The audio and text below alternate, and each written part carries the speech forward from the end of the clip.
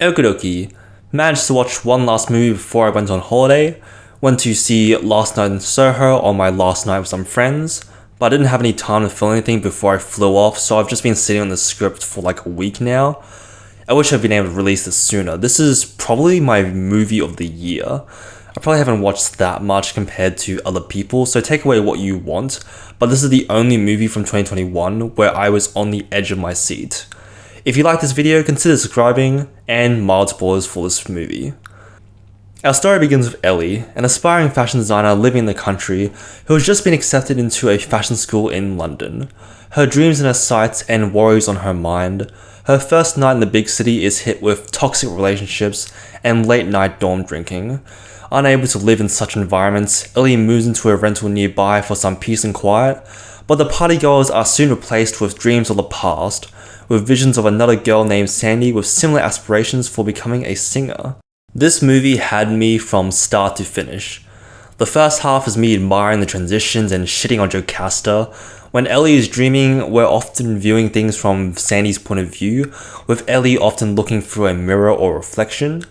The use of glass as the barrier between the present and the past adds a lot of style, especially during the crazy moments, like the staircase and the hands bursting through the house.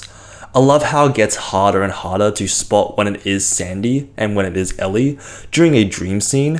It's a great representation of Ellie being sucked deeper and deeper into her visions and melding with Sandy's psyche. There's not enough that I can say for how amazing each shot is in this movie.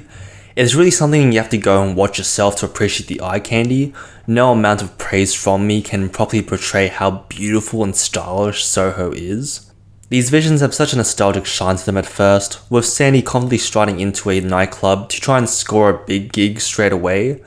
Not too long after though, the cruel reality of the 1960s entertainment industry rears its ugly head, and after much suffering, we witness a bloody end to the visions. The actual scenes showcasing what Sandy has to go through to make a name for herself are genuinely terrifying. Nothing felt forced or done in bad taste. I trembled at the sight of showgirls overdosing and being taken advantage of. It's given the respect it deserves and portrayed in such a way that it's scarier than any fictional monster. Jack is such a menacing character as well, basically being the physical manifestation of Sandy's grievances with her torturous new lifestyle. His signature catchphrase, "You gotta start somewhere," still gives me chills down my neck. For someone with such an ordinary name, Matt Smith always commands such a presence on screen, which also contributes to the big reveal. The trailer got me hook, line, and sinker.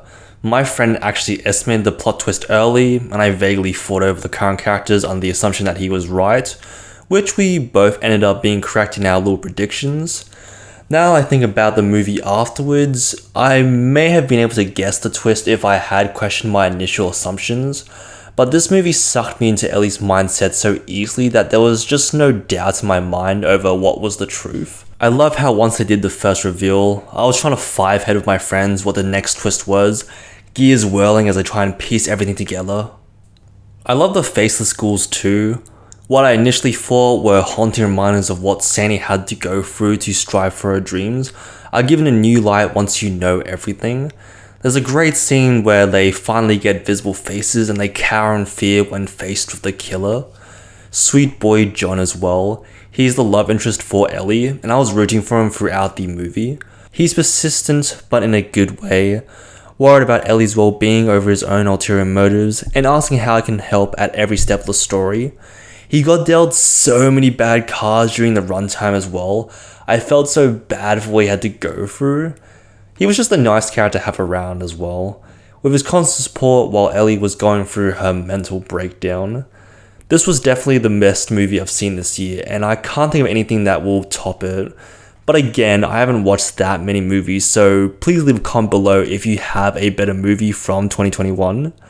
Thanks for watching. If you want more, do all the usual YouTube things, like, subscribe, hit the bell, and I hope you have a good rest of your day.